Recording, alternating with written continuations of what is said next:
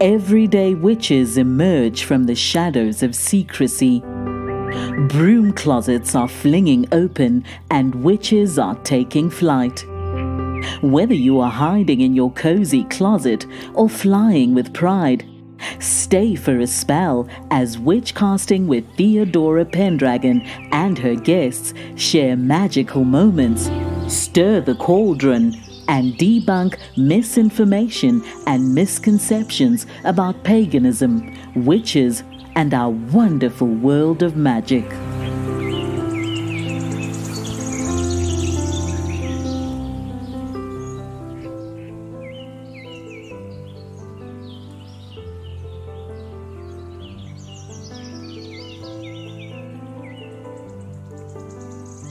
We are back for another episode of Witchcasting with Theodora Pendragon. My special guest today is Emily Schultz. She's a spiritual medium and an intuitive channeler. Hello, Emily. Thank you for being my guest. Hi, I'm so excited to be here. Thank you for having me. We're going to talk about something that we haven't talked about on my show before. You are a near-death survivor. I am a 3-time, actually. 3-time? Yeah, I guess my soul wants to stay here. Yeah, well, you probably have 9 lives, so you have many more to go. Oh, gosh, I guess. I'm like a cat, huh? Do you want to tell us about them? You know what? I'll tell you about my last one because it had the most impact on me and has brought me to where I am to this day. So back in 2015, I was in my doctor's office having a simple procedure and had a really bad reaction to lidocaine.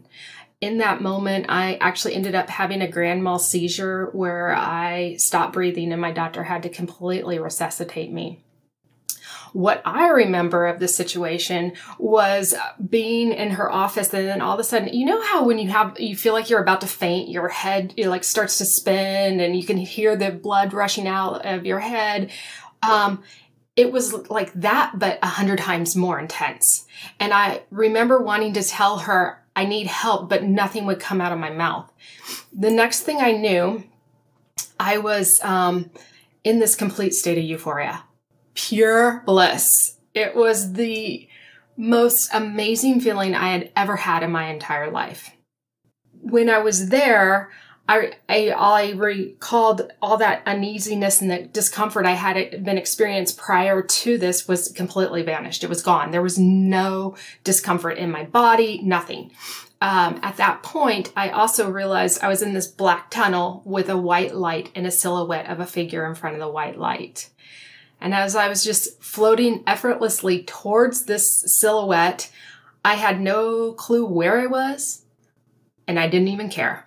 I had no worry in the world. And then out of nowhere, I realized, oh, I'm transitioning. And I had this poignant thought cross my mind. I thought, my mom, my dad, and my dog would experience incredible pain with my passing.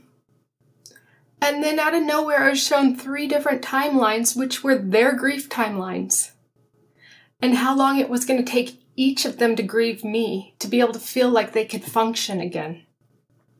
And I knew that they were going to be okay. So at that moment, I thought, you know what? I'm okay. I'm just going to transition and I'm going to allow myself to continue to float up towards this silhouette, this being that's standing in front of me. But to this day, the thought of, sorry that I'm so emotional, but me caring about their pain despite my freedom had really stayed with me. Like, how is that? And so as I was floating effortlessly in this complete bliss, it's nirvana, out of nowhere, I was pushed back into my body. And when I woke up, I didn't know who I was. I had complete amnesia. I didn't know who my doctor was. She was a complete stranger to me, yelling the name Emily. I didn't know who Emily was. It was frightening. At the same time, when you're in the spirit, it's expansive. There's no boundaries, there's no limitations. And now I'm in this stark white doctor's office that has walls. And it felt really confining. It took me a minute to kind of figure out who I was. I still couldn't tell you who my doctor was. And eventually I was able to sort it all out. However, after that, it took me about 6 months to kind of feel like myself again. But I never, ever felt like myself again after that. Do you have any idea of how long the timeline was from the time you left your body until you came back again? I don't. Okay, so in the physical realm, it probably was a few minutes. In the spiritual realm, there's no sense of time at all. I kind of felt like I had just been up there forever. That's a really fascinating question because you don't have a sense of time up there. I don't know how to explain it. It's really fascinating. So for 6 months, you really didn't feel yourself? No, I still don't. I'm not that same person. What happened is right after, I was disoriented. I didn't know who I was for the longest time. Like I could kind of figure out who I was, but I really didn't. My spiritual gifts woke up. And I've always been a very spiritual person, but now I could like easily access the spiritual realm. And I relied heavily on, I call them my spirit family, archangels, ascended masters, my guides, angels, light beings. I relied heavily on them at that time to help me navigate life again and get my footing back. I hired a spiritual teacher to work with me to help me really hone in and develop my gifts because I just didn't really know what I was doing. And at that time, she explained to me that I'm a partial walk-in. What does that mean? Yeah, so what happens in a near-death experience, this can happen. It doesn't always, but there's a term called walk-in. A walk-in is when someone transitions, and it's a near-death experience, and so someone transitioned, the original occupant, the soul occupant, wants to leave and actually transition. A new occupant will come in and embody the physical body so that they can finish off whatever they needed to do in the physical realm. So I have a friend, for instance, she is a walk-in, and a walk-in, when she had her near-death experience, she came back to life as a completely different person. Her family, she couldn't connect with. She had a boyfriend at the time. She broke up with him. She moved into her own house. She didn't even know she needed furniture in her house. Like her perception of the world was really off. And it took her a long time, years to like navigate how to live here as a walk-in. Whereas for me, I'm a partial walk-in. So part of my soul was ready to transition. I was exhausted. This happens when people are really, really tired and they just don't have it in them to keep moving forward in life. So they'll have a near-death experience. However, my soul contract had not been fulfilled. So an ascended part of myself came in and joined me so that I can fulfill my contract here. So that's why I was disoriented and I didn't feel like myself, because I was trying to navigate life from an unfamiliar space. Like there was me, but it wasn't me. There was this expansive part of me. That's incredible.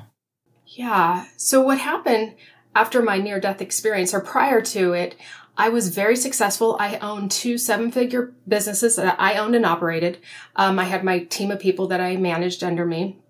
I was also married to a man that I knew I had needed to leave the marriage for some time, but I just didn't have the confidence. After my near-death experience, within, I think, 4 to 6 months, I left my marriage and I let my businesses go. What I didn't know at the time was that I was off course with the marriage and the businesses from fulfilling my contract. And that's why I was exhausted. I was just pure, like, have you ever been in that situation where you're just so depleted because you're not on path? You're not doing what you're supposed to be doing? That's where I was at. Have you been wanting to ride your broom like you stole it, rather than hiding in the shadows? Theodora Pendragon is here to help your magic shine, whether you want to show the world your subtle sparkle, or you really want to light your fire. Visit Theodora's online store at witchcasting.shop. That's witchcasting.shop. Remember, there's never been a better time to be a witch. You said that you're a spiritual medium and an intuitive channeler. And I'm assuming that this all happened after your last near-death experience. I've always been connected to spirit. As a young child, I could see them. I could hear them. They were always around me. In my 20s, I became a massage therapist and an aromatherapist. I was always fascinated with the metaphysical world. However, I didn't know how to protect myself. And so I had some run-ins with some dark entities that scared me. And I cut off my spiritual gifts at that point. And then in 2015, I'm in my mid-40s. And that's when I had the spiritual awakening and the spiritual gifts came in full blown. That's why I hired a spiritual mentor and coach to work with, because I knew what the dark side was like and I knew I needed to learn how to protect myself. And at the time, I wasn't sure I would be doing this as a business, but I knew I needed to create a sacred space that would protect myself and my client, because as a massage therapist in my 20s, I had clients having some crazy spiritual experiences on my table that, was not something that I had ever intended. And I knew, okay, this is an opening that can really impact people's lives. And it's got to be sacred. It's got to be protected and safe for everyone. So yes, that is definitely a gift that it's always been with me. However, it definitely opened up and I learned a lot over my lifetime of how to protect myself. But now it's more profound. Oh yeah, it's easily accessed for me. Absolutely. So it's interesting. So what I found is so prior to my near-death experience, I was really a materialistic person. And the thing was, I was trying to find my worth. It wasn't, and so showing off, like having a big house and a nice car and having money and traveling, that was me just trying to show off. It wasn't me being authentic to myself. And after the near death, I didn't care what anyone thought about me. And so when I left my marriage, I actually left with just my dog, my car, my computer. That was it. I didn't care about material things. And I went into hibernation for about a year, just trying to find my equilibrium because I was grieving. And my transformation was a near-death experience. However, yours doesn't have to be this extreme. It's a dark night of the soul when you awaken to thinking different. Something shifts in you. It could be a physical illness, a loss of a job, a loss of a loved one or a pet, a loss of a relationship, loss of an identity. And when this happens, the universe will respond to you by opening doors that creates massive shift in your life. And it's ultimately our decision if we want to lean into that, lean into what the universe has for us and move towards it, or not move away from it out of fear. And this is where in my spiritual awakening, I learned how to connect with Christ consciousness. And I learned like the left side of our brain, this is the logical side of our brain. And it is programmed from the moment you're born until the age 5-ish. And that is what it creates separation. It creates the grief. The right side of our brain, it allows flow. It allows us to trust the process of life and knowing that our soul has a great plan here. You're able to trust the unknown. So in my near-death experience, remember I recalled how is my loved ones going to feel down here. That was my left side of my brain concerned for them. But mine wasn't necessarily activated. I just was thinking about them. There was still a connection because their left side of their brain was going to go through great grief. My right side of the brain, I was in freedom. I didn't care. Like I was floating towards a silhouette of a being that I had no clue who it was. I didn't care. That's the right side, me trusting the unknown. So when we go through a dark night of the soul, most people get stuck in the left side of their brain. And this dark night of the soul is like, this is when all these things are changing and shifting and they don't want to let go of the old ways of doing things, how they've been programmed from basically day one. They don't know different. It is scary to let it go. At this time, this is exactly what I did. Instead of following the breadcrumbs of my awakening and the spiritual gifts that I had developed, I held on to my old ways and I went to work for an agency. Again, I let my businesses go. So I started to go down that path, but then I got nervous and scared, went to the left side of my brain, and I went back to work. And I went to an agency where we managed and ran other companies' Amazon businesses for them. That was a skill that I had mastered and was very good at. I didn't trust myself or my spiritual team to allow me to develop my spiritual gifts and open up a business at that point. But what I was finding was I was living this mundane life. I was stuck. And just that daily routine where nothing lit me up. I just kind of went through the routine of go to work, come home, make dinner, go to bed. And I remember thinking at times going, is this really what life's about? Because if it is, it's not fun. Why am I here? I don't want to be here. Not that I was suicidal, but just like, this is not what it's about. So at that point, I knew it was time for me to come out of my spiritual closet. My gifts were strong and I knew I could help people. But Theodora, I'm telling you, it is scary. It is so scary to come out of your spiritual closet. I knew in my heart I was out of alignment and I wasn't within my soul contract. My businesses were, and I knew if I didn't step out of my spiritual closet, I was going to have another drastic dark night of the soul hit. And I didn't want another NDE. But what I did do, because I stayed comfortable being uncomfortable in my job and the mundane aspects of life, what happened to me at that time was the company that I had mastered skill. I had a skill that none of the other employees had. I was teaching the other employees. I got demoted from my position. And then a year later, I was laid off. And I can only attribute it to I was not in alignment with my soul contract. The universe pushed you out. Seriously pushed me out. Seriously. But I wasn't listening. I got stuck in that left side of my brain. So eventually I finally took that leap of faith and I did it. And I trust that what I had to come to terms with is that my life purpose is not mainstream. I was trying to make it mainstream my entire life. I was trying so hard just to fit in. And if I was being honest with myself, I was like, from a young child, I had learning disabilities. I didn't fit into the school system. Like nothing was aligned for me. And if what I had to learn to do is assess my life and follow the breadcrumbs of where doors opened and where doors were shut. So mainstream doors were constantly being shut on me. Whereas in the spiritual realm, it was wide open. So I had to learn, and I had to recognize that I was 100% living in my left side of my brain and not my right. And at that time and I realized they're not communicating with each other. Like I don't even know how to access my right side of my brain. Like I can in the spiritual realm, but like on a daily basis, I don't know how to connect the two.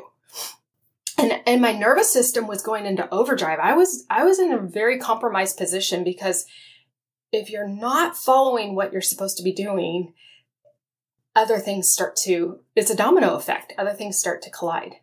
I had a doctor tell me, if you don't change something soon, you're going to actually end up in the hospital in a really bad, bad way. So at that point, I trusted my guides And I took that leap of faith to start my spiritual business and come out of that spiritual closet.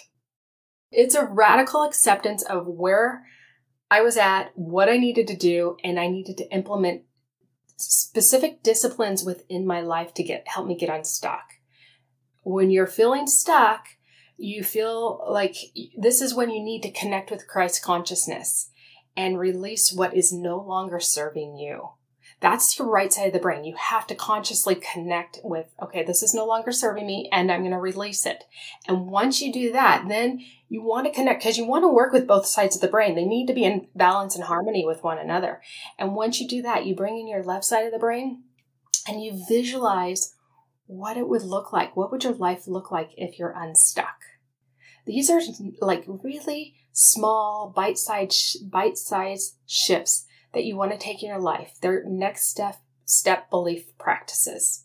And this is what I had to do, is just to trust that I could have a successful spiritual business and I could come out of the spiritual closet and not fear what my loved ones and my friends would think. Tell us about the process of coming out of your spiritual closet. I was scared. I was shaking in my boots. I'm not going to lie. I remember thinking, what are my friends and family going to say? Surprisingly, my family was beyond supportive. I was so lucky, and I know a lot of people don't have that. I am so grateful.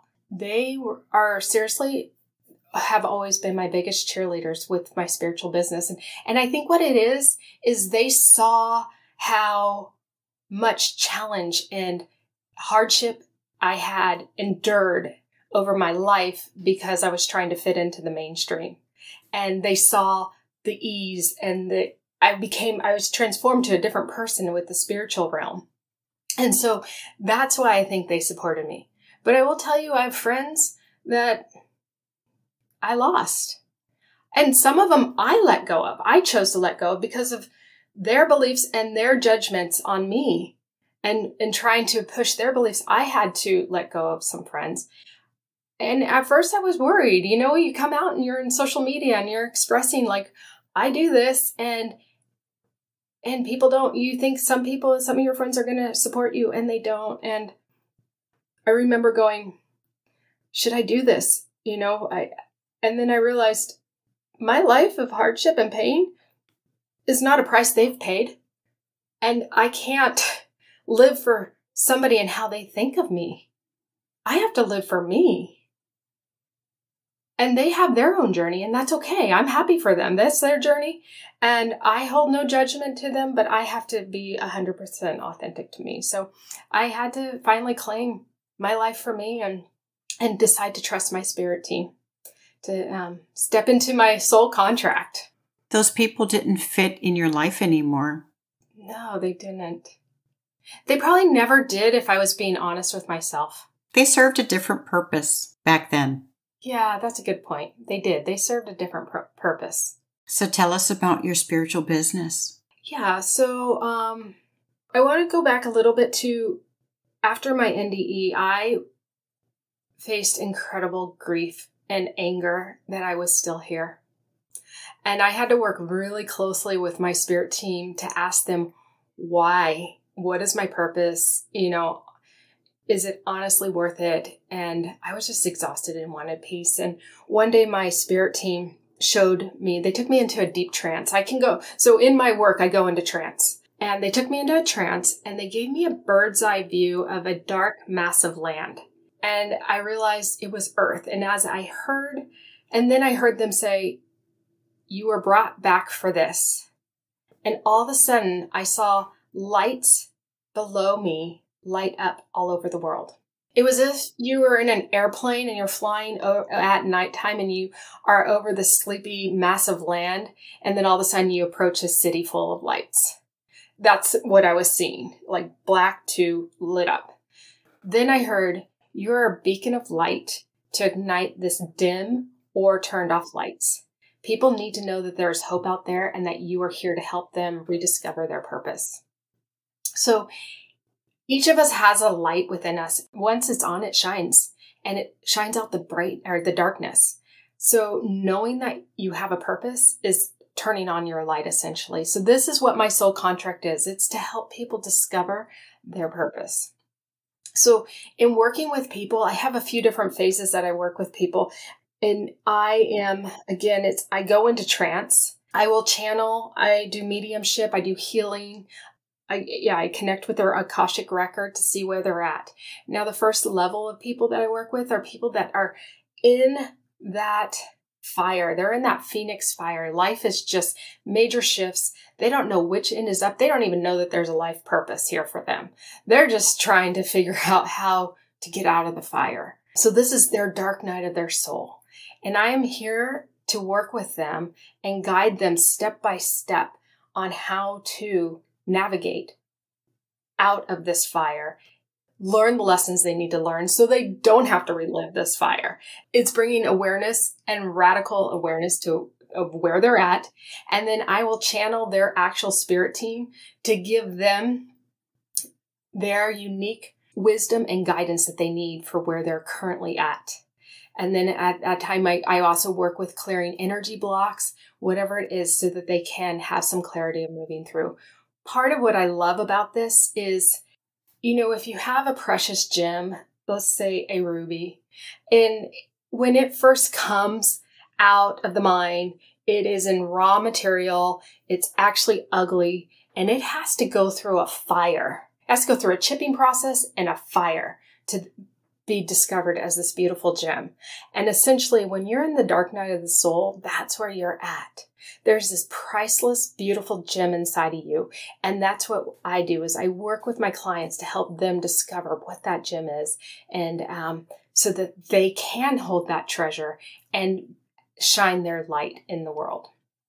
The next step of what I work with people is they've already discovered, they've had the dark night of the soul, they know their purpose, but maybe they're holding on to their grief. And there's something blocking them from moving forward onto their spiritual path, just like I was having a hard time. And I went back into the corporate instead of going on the spiritual path. And at that point, I will work with them. I will guide them on what their purpose is. And then I will do energetic block, release limiting beliefs, blocks, reprogramming and rewiring their mindset. As well as I do healing for the inner child and ancestral wounds to just really help guide them, give them the confidence that they need to move into the direction that they're supposed to be going. How do we know if we have fulfilled our soul contract or not? Yeah, so that's a great question. So one, you will know. It will be in your DNA. You'll know that you've done what you came here to do. First step is knowing what your purpose is. And so once you discover what your purpose is, then you can actually walk out your soul contract. It takes confidence. It does take a lot of healing, because we were programmed from day 1 to about age 5 of how we're supposed to live. And that's not necessarily in alignment with what our soul came here to do. It's an alignment of the expectations of everyone, societal expectations, let's say. It's not always easy for a lot of people, because especially old souls come here and they do face a lot of trauma in life, because they want to understand what are their next, they want to ascend, they want to learn. And so they come here with a lot of trauma, unfortunately. But once they can work through that trauma and get in alignment with what their purpose is, they absolutely will just know. It's just in their DNA. And then at that point, you're actually able to transition after you fulfilled it, which is a reward. It's a huge reward to transition for us. If you haven't, you're always going to feel stuck. You're always going to feel like there's something more out there, but you don't know what it is. There's going to be pain points. You may have constant dark nights of the soul because you're just not aligned with where you're at. And until you're ready to release what your left side of your brain is telling you to do, and the programming, and trust the unknown, you're just unfortunately never going to be fulfilled. on a soul level. You may be I don't want to misguide. You may be fulfilled in other areas of your life, but on a soul level, you won't. And we have free will. Do you believe that we're predestined to kind of have an expiration date? We all have different exit points in our lives. And so at those exit points, we can choose to go or not. My exit point, I believe that was one that would have been predestined, as you're talking about. I wasn't supposed to go. I don't believe that was my soul telling me to come back. It may have been because I had the partial walk-in of my ascended soul join me. So maybe, but yeah, if it was my choice as this physical Emily, I would have expired in that moment. I'm happy I didn't because I know there's purpose here. Yeah, it's like your life just started. Right? Exactly. And the times we're living in are really polarizing. And if I can just be a beacon of light, I'm human, I'm not perfect, but if I could just be a beacon of light for somebody to give them hope while things are shifting and so unstable in so many areas of our lives right now, that is fulfilling to me. One person. Do you believe that when someone makes comments about feeling that they don't have much time left, that they kind of know on a soul level that they're running out of time? Yeah, I do. Our words are really powerful too. Oh, yes. Careful with what we say because we do manifest what we say. But yes, I do believe that absolutely there are people that know. You hear stories of people that will all of a sudden out of nowhere want to say goodbye to all their loved ones or just reach out to their loved ones. And it's like their soul knows, okay, it's time to start bringing closure so that they can move on to on in their ascension without any loose ends. Because when you transition, you still have work to do. So the goal, and this is big for me and knowing my purpose, I have to fulfill it because if I don't fulfill it, I'm going to have to basically come back here. And there's going to be more work in the spiritual realm. Whereas if I fulfill it in this lifetime, I can go in the spiritual realm and I can ascend. I can go to the next level of where my soul needs to go. What advice would you give people who are trying to come out of the spiritual closet? It's what I call the broom closet. I love that. The broom closet. That's so good. Get on that broom and trust it. Seriously, that broom is going to take you to places unimaginable without limitation, without anything blocking you from what you're supposed to be doing in this lifetime. And the thing is, your purpose is so much bigger than you. It is so massive, and limiting yourself and staying in that closet, you won't have the impact on other lives that need it. So trust it, ride it, have fun on it. I agree. If you stay in the closet, it's limiting. It's confined. In my experience of being in the spiritual realm and seeing how expansive it is, and it's limitless. We literally have an unstoppable force within each of us, as long as you get out of that spirit or the broom closet. I like that broom closet a lot. Did you change the name of your closet? Yes, I did. When people come to you, describe your typical client. What are they looking for? What kind of answers? I have a variety of clients. Most people are either one, wanting to connect with a loved one that has transitioned. They're in the middle of grief. I am not a grief counselor, but I pay really close attention to the grief that I've gone through and how I've navigated out of it. It's fascinating because the work I do, again, I go into trance when I do work. So I'm not necessarily looking at you. My eyes are closed and I'm just connecting with spirit, and I'm letting, spirit's hitting me right now. Letting spirit guide, because I don't know what's best for my clients. I can only trust. And it's a very sacred space. I had a client, she's 85 years old, and she wanted to connect with her son and her husband. And that was all. She just wanted to hear from them. But what happened in that 1 hour session was major healing, major transformation. There was so much unforgiveness that came up that she actually had a whole 3 months of follow-up sessions just to get her sorted and healed, that she could fulfill what she needs to fulfill for the rest of her life. The grief that she had been carrying for so long and the unforgiveness from her husband and her son passing, that needed to be worked through. And so that's just one scenario of one of my clients, our clients that will come to me for mediumship, but there's so much more than just mediumship. There's a complete healing. And ideally, I love to work with people that are in the middle of their dark night of the soul to help guide them out of it and trust, to not give up and trust that they do have purpose here. Do people ever come to you to ask about their future? Of course. People often want to know about finances and relationships. So this is a completely different topic.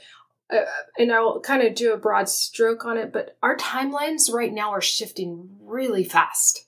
And so giving predictions on the future is very difficult because we're shifting so much that 10 years ago, you could get predictions on your future better than you can today. Why is that? So, this is long. I'll try not to go too much in detail, but in 2012, with the end of the Mayan calendar, up until that point, we were on one timeline. When the Mayan calendar ended, then that opened up to multiple timelines. And the multiple timelines that it opened up to were our leaders. People of power, of influence. They had, at that point, control of all these different timelines. And so we were going off of their timelines.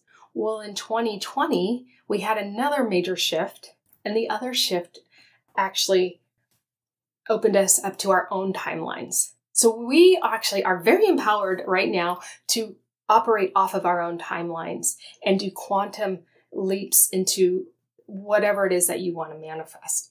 So right now, because that we all have access to our own timelines and we don't really have a leader specifically that is controlling the timeline at the moment, then we are, we have the capability of shifting our own timelines. So it's just we're in this very unique phase or place right now of having access to changing things in our life. And every thought we have, everything we speak, that is having an impact on our timeline. So if somebody says, I want to get married next year, but then meanwhile, they're having the subconscious negative programming thought that is I'm not worthy of a man that's going to love me, or I'm not worried of a woman that's going to, be my support, or whatever it is, and love me, they're shifting their timeline.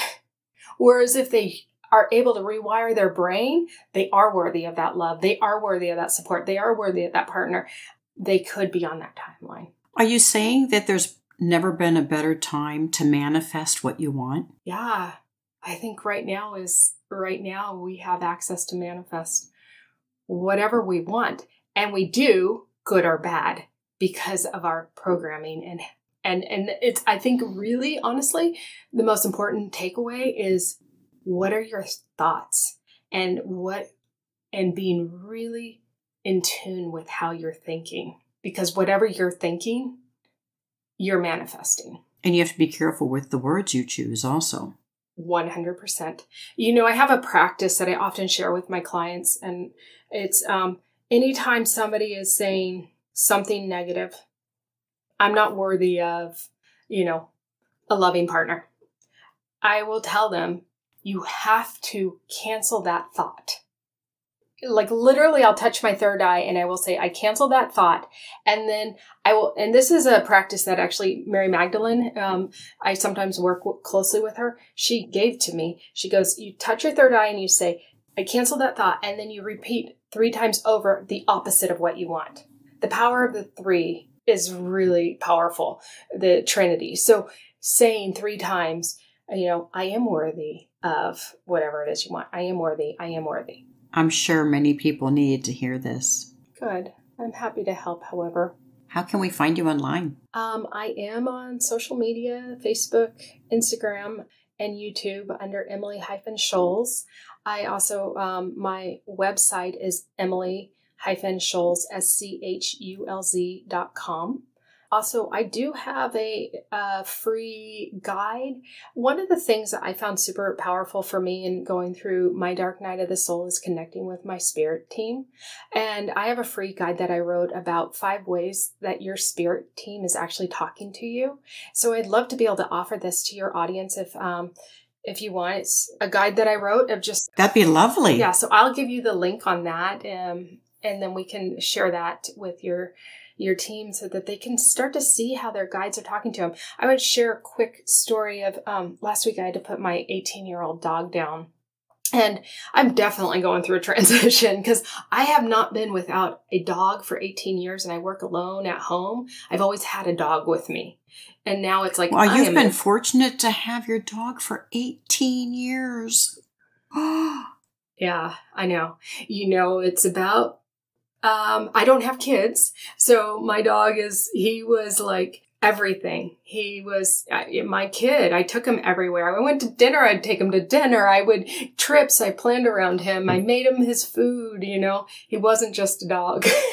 So, is this the dog that you had when you were married and you took your dog with you? Oh, no, that was my other dog, Buster. So I've had a few dogs. So yeah, I just love my dogs with everything. Their love is so unconditional. So, but this was Fritz. I had to put Fritzy down, and I was devastated. However, yesterday I was out in my garden and I was pulling out my old tomato plants from the summer, and I found a dark gray feather that transitioned to a lighter gray and even a white. And I knew my spirit team was telling me, we're here with you through this transition, because that's the spiritual meaning of that feather, is that transition of color, and there's a rebirth.